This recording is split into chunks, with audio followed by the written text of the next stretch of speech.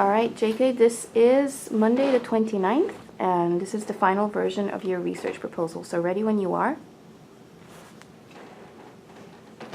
Let me tell you a story about an American woman named Rachel Leonard. In 2006, she traveled throughout Central America.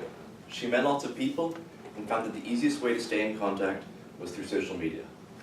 So she signed up for Facebook. Having Facebook allowed her to see what everyone else was up to while she was backpacking.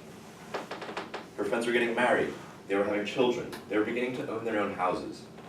A few years later, after she returned from her trip, she met a guy and began a relationship. Suddenly, all these old feelings about her friends moving on in their lives came back to her. Rachel, who had always been a world-traveling free spirit, realized that since everyone else was settling down and moving on in their lives, she should also try it out herself at the age of 33. She got engaged, started posting pictures of hikes with her fiancé, beautiful mountains, and many more perfect moments. It was all so ideal, but it wasn't real. Facebook didn't show the whole story. The two of them took a trip to Charleston, and all that Rachel's friends would see were beautiful pictures of the beach, sharing mimosas, and eating amazing food. What they didn't see was that Rachel and her fiancé were fighting the entire time. She at one point had even tried to break up with him, but of course nobody knew that. It wasn't on Facebook. But she convinced herself that it was the life she wanted to live because she could see that everybody else was doing it. Eventually the couple got married and she became pregnant, but she still knew she wasn't truly happy. She would compare herself to her friends online, and it began to feel more and more like everyone else was more happy, more successful, and having more fun in their relationships than she was. As you may have seen coming, they soon divorced, and she moved back home with her son. Rachel not only felt that others were happier than she was, but she continually felt the need to have to prove herself online. And this engagement in social comparison had made her less happy at the end of the day.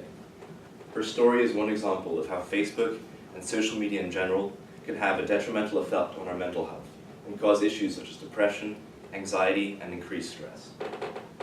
So what can we do about it? You've likely heard the typical response to this already. Just delete Facebook and move on with your life. But I believe this is unrealistic. Let's take a look at some figures. The number of people with at least one social media profile has risen from less than 30% in 2008 to over 80% in 2017, over a less than 10-year span. According to a statistic from the Pew Research Center, for people aged 18 to 29, this number rises to 90%.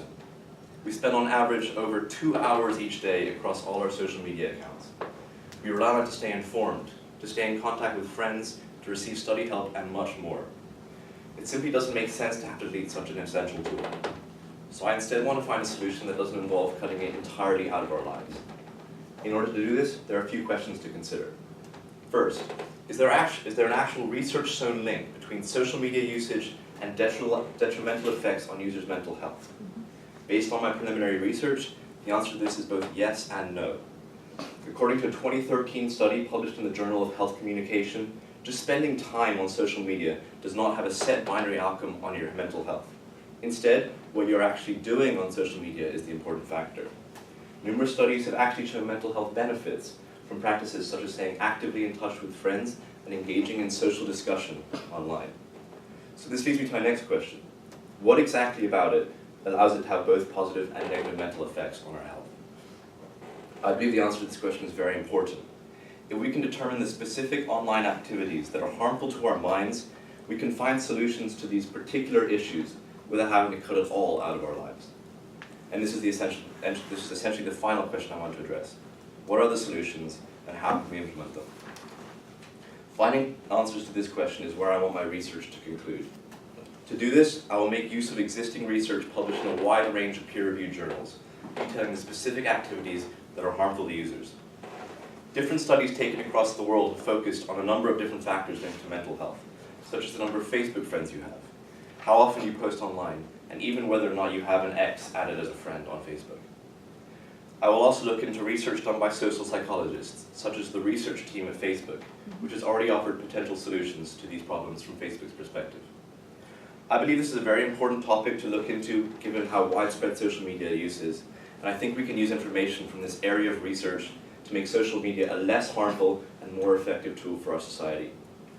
As for Rachel, upon returning home, she discovered that a number of friends had been divorced for months without her realizing, all because Facebook only showed their highlights. Today, she uses social media with an increased awareness for the inauthenticity of social media and is overall much happier. While her story eventually concluded with a happy ending, I want my research to educate and provide answers that will allow you and others to not have to learn the hard way like she did. Thank you.